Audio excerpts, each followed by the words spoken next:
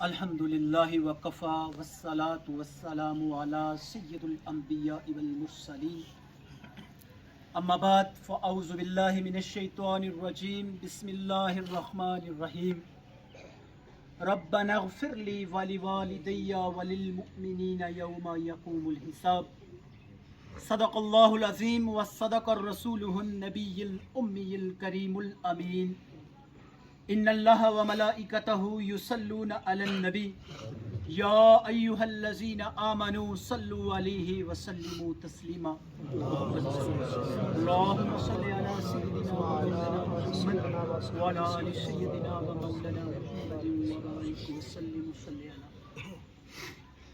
میرے انتہائی واجب الاحترام بھائیوں، بزرگوں اور دوستوں، زینت البزم حضرات علماء کرام، جیسا کہ آپ سبھی کو معلوم ہے کہ آج کی مجلس جو ہے اصال و ثواب پر مبنی ہے۔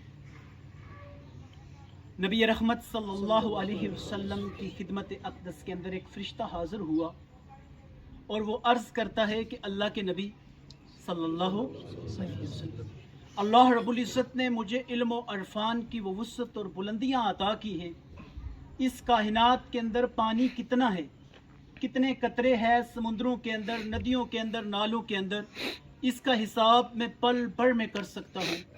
اس کائنات کے اندر ریت کتنی ہے، کتنے ذرات ہیں، اس کا حساب میں پل بھر میں کر سکتا ہوں۔ اس کائنات کے اندر درخت کتنے ہیں، درختوں کے ساتھ پتے کتنے ہیں، ان کا حساب میں پل بھر میں کر سکتا ہوں۔ لیکن ایک جگہ پہنچ کر میں مضطرب اور بے قرار ہو جاتا ہوں، حساب و کتاب نہیں کر سکتا۔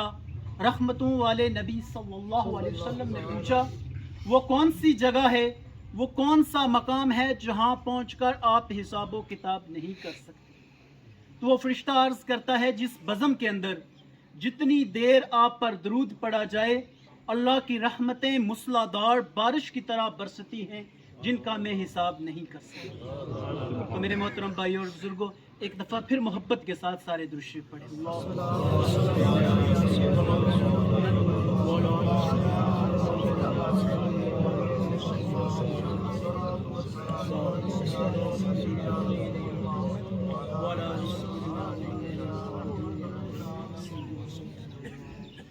تو میرے محترم بھائی اور بزرگوں، ہمارا جمع ہونے کا جو مقصود ہے کہ ہم اپنی مرحومہ بی بی جا کو اصال و ثواب کرنے کے لیے جمع ہوئے ہیں۔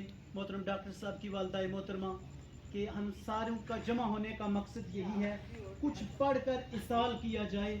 جب اصال کیا جاتا ہے، اصال ارسل رسول، اس کا مطلب بھیجنا، پہنچانا ہوتا ہے۔ تو جب انسان کچھ پڑھ کر اللہ کے حضور پیش کرتا ہے تو اللہ رب العزت اس کا ثواب جو ہے وہ مرحوم تک پہنچا دیتے ہیں۔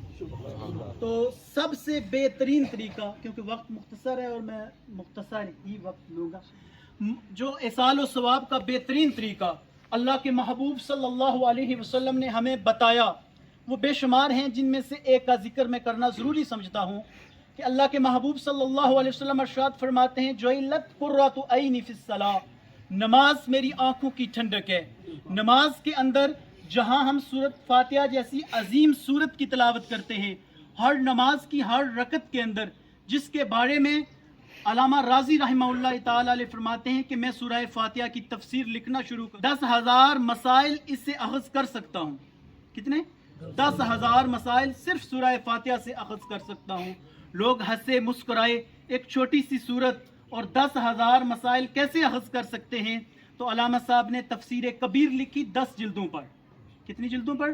10 جلدوں پر۔ پہلی جلد کے اندر سورہ فاتحہ کی تفسیر کی اور 10,000 مسائل اخذ کر کے اس امت کو دیے۔ شیر خدا حضرت علی مرتضیٰ رضی اللہ تعالی عنہ، آپ فرماتے ہیں کہ میں اس کی تفسیر لکھوں اور 70 اونٹوں کے اوپر لاد دی جائے، میں علی کہوں گا کہ میں اس کی تفسیر نہیں کر سکا۔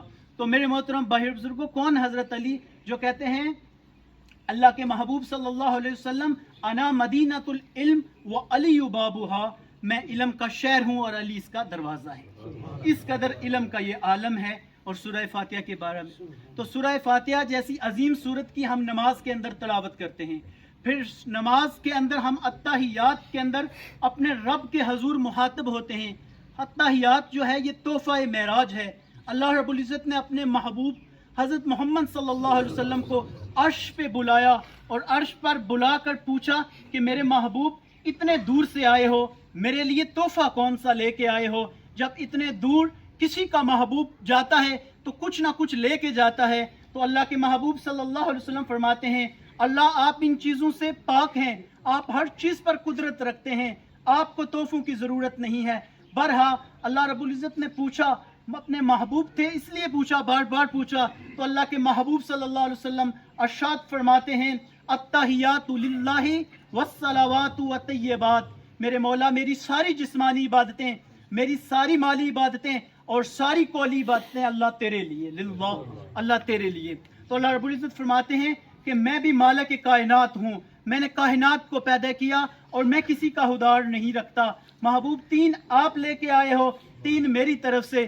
السلام علیکہ ایہا النبی ورحمۃ اللہ وبرکاتہ, میرے محبوب میری رحمتیں ہوں گی, میری برکتیں ہوں گی, میرے سلام ہوں گے تو آپ کے اوپر. میرے محترم بھائیو بزرگوں, آپ غور کیجئے, مقام خوشی کا تھا, سب کچھ مل گیا, رحمتیں بھی مل گئی, برکتیں بھی مل گئی اور سلام بھی مل گئے. تو اللہ کے محبوب صلی اللہ علیہ وسلم کی آنکھوں سے آنسو جاری ہو جاتے ہیں.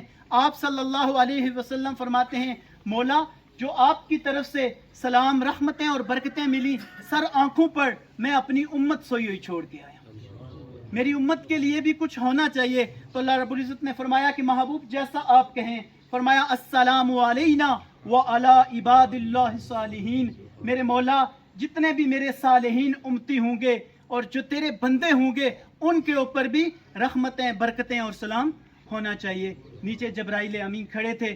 جبرائیل امین نے یہ سارا کلام سننے کے بعد آپ صلی اللہ علیہ وسلم اور اللہ کی بارگاہ کے اندر یہ التجا کی, اشہد اللہ الہ الا اللہ واشہد ان محمدا عبدہ ورسولہ, میں گواہی دیتا ہوں کہ اللہ کے سوا کوئی عبادت کے لائق نہیں, اور اس بات کی بھی گواہی دیتا ہوں کہ محمد الرسول اللہ صلی اللہ علیہ وسلم اللہ کے بندے اور اللہ کے رسول ہیں.